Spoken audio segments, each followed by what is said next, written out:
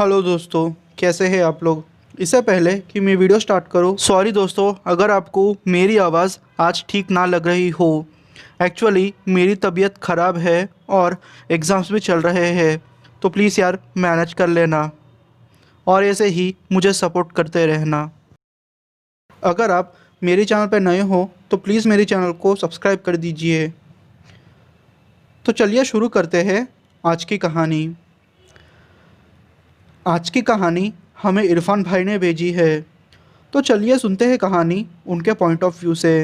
Hello दोस्तों, मेरा नाम इरफान है और मैं हैदराबाद के पास विकाराबाद नाम के एरिया का रहने वाला हूँ। ये घटना मेरे और मेरे दोस्त राहुल के साथ घटी थी। ये घटना जनवरी 2014 में हमारे साथ घटी थी। वो संक्रांति का दिन था। राहुल की और मेरी अच्छी जमती थी। हर त्योहार में वो मुझे अपने घर बुलाता था और मैं उसे अपने घर। तो उस दिन हम लोग पतंग उड़ाने के लिए हमारे गांव से थोड़ी दूर एक खाली जगह पे आए। वहाँ सिर्फ घास ही घास थी। वो एक खुला मैदान था।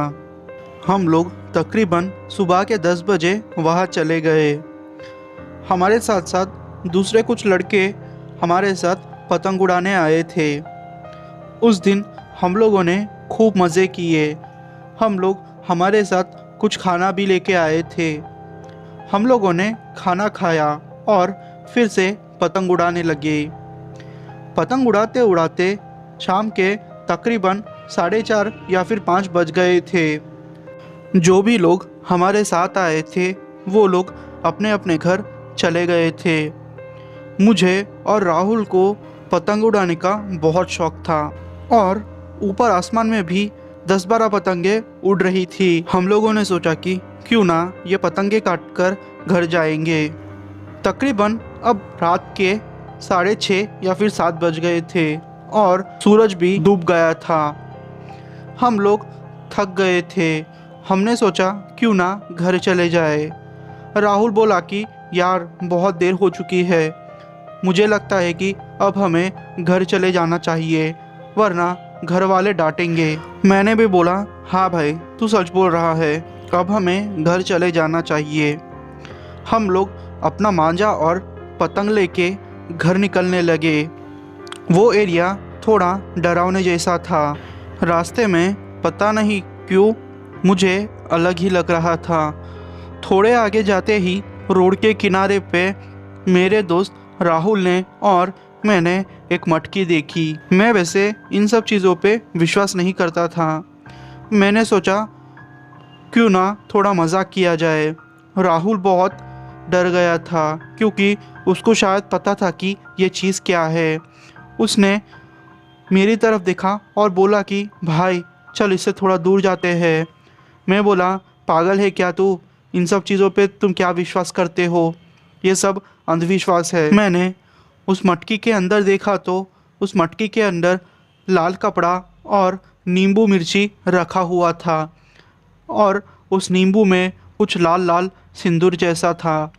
फिर मैंने उस नींबू को न बाहर निकाला और फेंक दिया और उस मटकी को भी मैंने लात मार दी। सच बोलूँ तो मुझे ये सब चीज़ें पसंद नहीं थी। राहुल तो बहुत ज़ोरों से चिल्ला रहा था और उसके सर से पसीना भी निकल रहा था। पता नहीं वो क्या सोच रहा था। फिर हम लोग घर चले गए। उस दिन रात के तकरीबन 1:30 बजे मुझे एक भयानक सपना आया, जैसे कोई औरत उस मटके के पास खड़ी हो और मुझे मारने मेरे पीछे दौड़ी हो। पता नहीं मैं सिर्फ दौड़ रहा था। जब मेरी आँख खुली तो मैं सच में वहाँ था।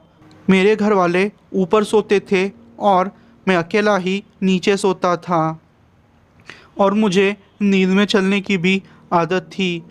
मैंने सोचा कि आज तो मैं मारा जाऊंगा। मैं जैसे ही पीछे मुड़ा और अपने घर के तरफ भागने लगा, मुझे किसी औरत के हंसने की आवाज़ आई।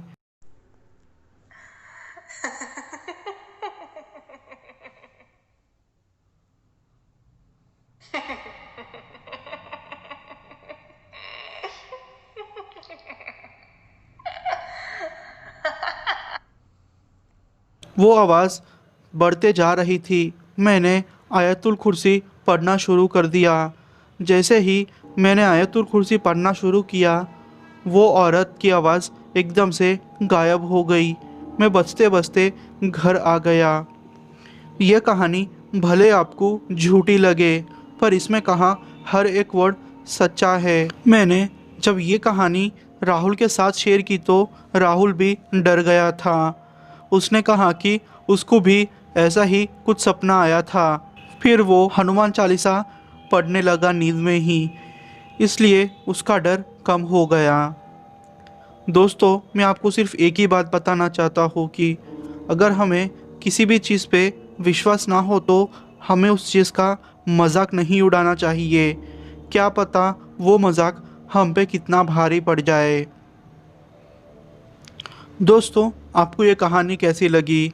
यार, वैसे मेरे एग्ज़ाम्स चल रहे हैं, इसलिए सिर्फ आपके लिए मैं एक एक कहानी ला पाया हूँ। मेरे एग्ज़ाम्स ख़त्म होते ही मैं कुछ मेरी चैनल के लिए नया ट्राई करने वाला हूँ, तो यार प्लीज़ मुझे सपोर्ट कीजिए। थैंक यू दोस्तों।